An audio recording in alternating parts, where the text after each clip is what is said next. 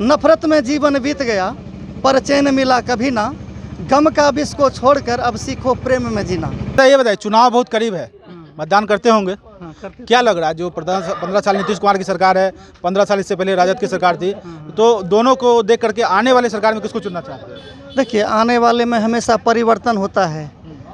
जैसे कि हमेशा एक ऋतु नहीं हुआ करती है, बरसात, ठंडी, गर्मी, इसी तरह से जनप्रतिनिधि का भी चयन होना चाहिए। एक ही को रखेंगे, एक ही मौसम में रहेंगे तो दूसरे मौसम का आनंद और उसका तजुर्बा कैसे होगा? तजुर्बा पाने के लिए परिवर्तन तो चाहिए, और यह नियम भी कहता है परिवर्तन ही है संसार में जो कभी एक जैसा नहीं है।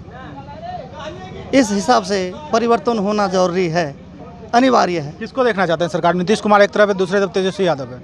देखिए, नेता का गुण धर्म नहीं देखा जाता है, पार्टी की देखी जाती है। कोई भी व्यक्ति संपूर्ण नहीं होता है, एक व्यक्ति को अगर लिया जाए तो नहीं होता, लेकिन यहाँ तो दलगत है, सभी मिलकर के बहुमत जिसकी हो वह सरकार बनाता है। तो अभी हमारे ख्याल से बहुमत जिसकी भी होनी चाहिए वह एक छवि साफ सुथरा नेता हो, और युवा वर्ग को हमेशा ध्यान में रखना चाहिए। परिवर्तन चाहते हैं क्योंकि युवा का जो कौशल्य है वह छिपा हुआ है मेहंदी के पत्ते की तरह, और जो बुजुर्ग हो चुके हैं उसका कला प्रदर्शन तो देख लिए हैं। तो इस कारण से युवा वर्ग को ही लाना ज़्यादा अच्छा है मेरे समझ में। अच्छा, एक चीज़ आपसे हम हट के सवाल लेंगे। जब चुनाव आता है, क्योंकि आप पंडित जी हैं और हम मुसलमान हैं, तो आपको ये बताना चाहते हैं, जब चुनाव का समय आता है तो ये हिंदू मुस्लिम की राजनीति शुरू होती है, क्या वजह हो जाता है इसका? ऐसे जब हम लोग एक साथ रहते हैं किसी तरह की कोई समस्या नहीं होती, जब चुनाव आता है तो इस तरह के मुद्दे क्यों निकल जाते हैं? यह एक ब्रेकर है।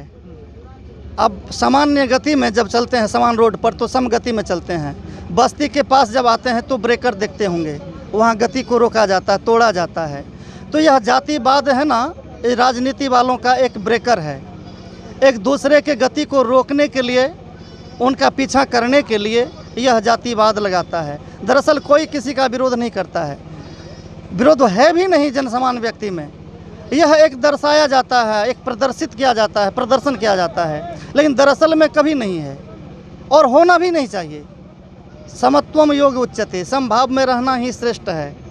विषमता, एक दूसरे के प्रति नफरत फैलाना, नफरत में जीवन बीत गया पर चैन मिला कभी ना, गम का विष को छोड़कर अब सीखो प्रेम में जीना। तो प्रेम पथ पर चलिए, जहन्नत में नहीं जाएंगे, है कि नहीं? जन्नत मिल जाएगा। तो इससे आगे क्या कह सकते हैं?